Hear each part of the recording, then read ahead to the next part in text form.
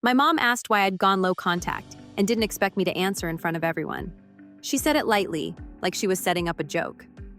We were all gathered around the dining table, plates half cleared, conversation drifting the way it always does when people are full and a little bored.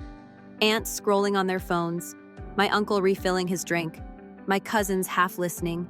My mom smiled at me and said, "So why do I barely hear from you anymore?" There was no warning in her tone, no hint that this was supposed to be a serious question.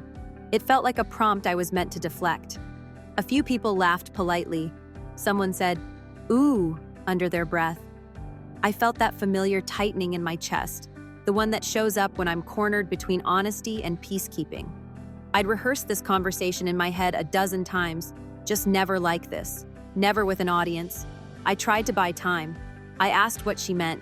She said she meant exactly what she said, that I used to call more, that now she finds out things about my life through other people.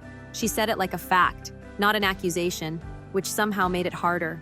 I could have laughed it off, blamed work, blamed being busy. Everyone would have nodded and moved on. Instead, I said, because it feels easier not to explain myself anymore. The table went quiet in stages. First, my mom stopped smiling, then my aunt stopped chewing. Then someone reached for their glass and didn't drink. My mom asked what that was supposed to mean.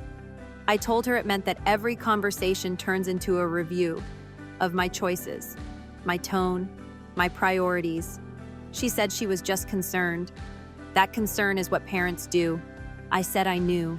I said that didn't make it feel better. She asked why I'd never said anything. I reminded her of the times I tried, how they turned into lectures, how my feelings became misunderstandings that needed correcting. She said she didn't remember it that way. That's when my cousin cut in and said, "I kind of remember it that way." My mom looked genuinely hurt by that. She said this wasn't fair, that she was being painted as something she wasn't. I didn't say she was a villain. I said she was someone who always needed to be right, who needed closure in the form of agreement. She said families talk things through. I said sometimes talking feels like arguing until someone gives in. She asked if this was about that fight last year. I said it wasn't one fight, it was the pattern around it. My uncle tried to lighten the mood, saying every family has communication issues. My mom nodded like she was grateful for the lifeline.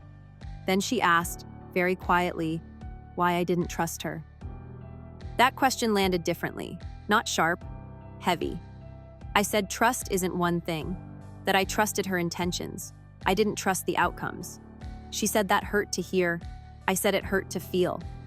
Someone suggested dessert. No one moved. My mom said she felt blindsided. I said I felt like I'd been managing her reactions for years. That low contact wasn't a punishment. It was a boundary I needed to function. She asked if I planned to cut her off completely. I said I didn't know, that I was still figuring out what balance looked like. She said she wished I'd talked to her privately. I said I'd wished she hadn't asked publicly. That stung her. I could see it. I didn't take it back. After that, the conversation fractured. Smaller talks spun off. People avoided eye contact. The night ended earlier than planned. Before I left, my mom hugged me like she always does. A little too tight. She said she hoped we could work through this. I said I hoped so too, and meant it, and didn't know what it meant. Driving home, I replayed everything. Wondered if I'd crossed a line, wondered if silence would have been kinder.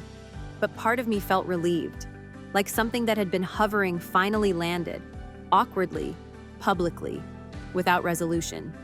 I don't know if things will change. I just know that pretending wasn't working anymore.